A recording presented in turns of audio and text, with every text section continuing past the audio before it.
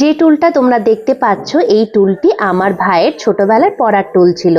আর এখন এই টুলটাই আমাদের বাড়ির লক্ষ্মী পুজো হয়। সবাই জানো, পুরনো জিনিসকে নতুন রূপ দেওয়াই আমার কাজ। তাই তো মা এসে লক্ষ্মী পুজোর আগের দিন বিকেলে বলল, ঠাকুরের টুলটা একটু সাজিয়ে দিবি।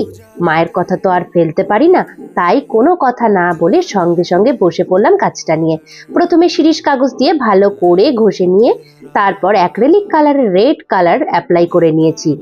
এরপর আবারও অ্যাক্রিলিক কালারের হোয়াইট কালার দিয়ে কিন্তু সিম্পল ডিজাইন মানে সি মোটিভ, পদ্ম মোটিভ আর বেশিরভাগই ডট আর কয়েকটা পাতা মোটিভ ছিল, এই দিয়েই কিন্তু ভালো করে সাজিয়ে নিয়েছি। তারপর ভালো করে শুকিয়ে যাওয়ার পরে টাচুট অ্যাপ্লাই করেছি।